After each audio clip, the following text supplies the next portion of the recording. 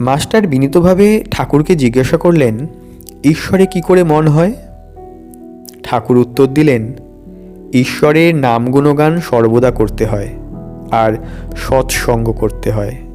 ঈশ্বরের ভক্ত বা সাধু এদের কাছে মাঝে মাঝে যেতে হয়। সংসারের ভিতর ও বিষয় কাজের ভিতর রাত দিন থাকলে ঈশ্বরে মন হয় না। মাঝে মাঝে নির্জনে গিয়ে তার চিন্তা করা বড় দরকার। প্রথম অবস্থায় মাঝে মাঝে নির্জন না হলে ঈশ্বরে মন রাখা বড়ই কঠিন। যখন চারাগাছ থাকে তখন তার চারদিকে বেড়া দিতে হয়। বেড়া না দিলে ছাগল গরুতে খেয়ে ফেলে। ধ্যান করবে মনে কোণে ও বনে, আর সর্বদা সৎ সৎ বিচার করবে। ঈশ্বরই সৎ অর্থাৎ নিত্য বস্তু, আর সব অসৎ অর্থাৎ অনিত্য। এই বিচার করতে করতে অনিত্য বস্তু মন থেকে ত্যাগ করবে। এরপর মাস্টার বিনীতভাবে প্রশ্ন করলেন, সংসারে কি রকম করে থাকতে হবে? শ্রীরামকৃষ্ণ উত্তর দিলেন, সব কাজ করবে কিন্তু মন ঈশ্বরেতে রাখবে। স্ত্রী, পুত্র, বাপ, মা সকলকে নিয়ে থাকবে ও সেবা করবে যেন কত আপনার লোক, কিন্তু মনে জানবে যে তারা তোমার কেউ নয়। বড় মানুষের বাড়ির দাসী সব কাজ করছে, কিন্তু দেশে নিজের বাড়ির দিকে মন পড়ে আছে। আবার সে মনিবের ছেলেদের আপনার নিজের ছেলের মতন করে মানুষ করে, বলে আমার রাম, আমার হরি, কিন্তু মনে বেশ জানে এরা আমার কেউ নয়। কচ্ছপ জলে চড়ে বেড়ায়, কিন্তু তার মন পড়ে থাকে কোথায় জানো? আড়ায়, যেখানে তার ডিমগুলি আছে। সংসারে সব কর্ম করবে, কিন্তু মন ঈশ্বরে ফেলে রাখবে। ঈশ্বরে ভক্তিলাভ না করে যদি সংসার করতে যাও তাহলে আরও বিপদে জড়িয়ে পড়বে।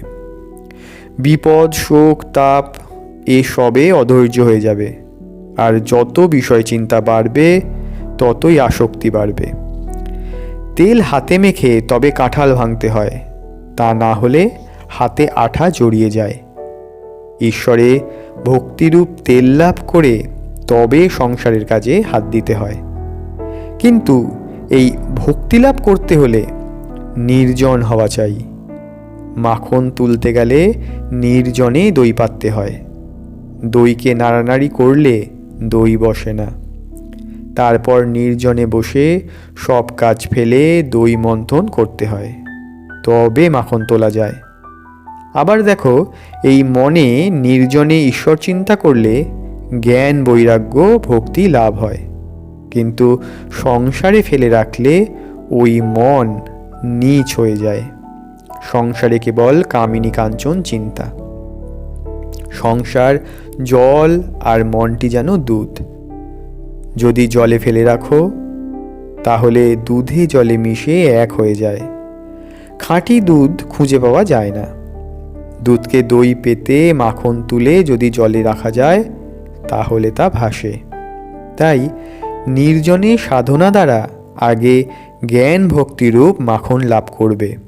সেই মাখন সংসার জলে ফেলে রাখলেও মিশবে না, ভেসে থাকবে। সঙ্গে সঙ্গে বিচার করা খুব দরকার। কামিনী কাঞ্চন অনিত্য, ঈশ্বরই একমাত্র বস্তু। টাকায় কি হয়? ভাত হয়, ডাল হয়, কাপড় হয়, থাকবার জায়গা হয়, এই পর্যন্ত। ভগবান লাভ হয় না। তাই টাকা জীবনের উদ্দেশ্য হতে পারে না। এর নাম বিচার। বুঝেছ? মাস্টার বললেন, আজ্ঞে হ্যাঁ, প্রবোধচন্দ্রোদয় নাটক আমি সম্প্রতি পড়েছি, তাতে আছে বস্তু বিচার। ঠাকুর বললেন, হ্যাঁ, বস্তু বিচার। এই দেখো, টাকাতেই বা কি আছে, আর সুন্দর দেহেই বা কি আছে? বিচার করো, সুন্দরীর দেহেতেও কেবল হাড়, মাংস, চর্বি, মল, মূত্র এই সব আছে। এই সব বস্তুতে মানুষ ঈশ্বরকে ছেড়ে কেমনে মন দেয়? কেন ঈশ্বরকে ভুলে যায়? মাস্টার জিজ্ঞেস করলেন, ঈশ্বরকে কি দর্শন করা যায়? শ্রীরামকৃষ্ণ উত্তর দিলেন, হ্যাঁ, অবশ্যই করা যায়। মাঝে মাঝে নির্জনে বাস, তার নাম গুণগান, বস্তু বিচার, এই সব উপায় অবলম্বন করতে হয়। মাস্টার আবার জিজ্ঞাসা করলেন, কি অবস্থাতে তার দর্শন হয়? রামকৃষ্ণ বললেন, খুব ব্যাকুল হয়ে কাঁদলে তাকে দেখা যায়। স্ত্রী ছেলের জন্য লোকে একঘটি কাঁদে, টাকার জন্য লোকে কেঁদে ভাসিয়ে দেয়, কিন্তু ঈশ্বরের জন্য কে কাঁদছে? ডাকার মতন ডাকতে হয়।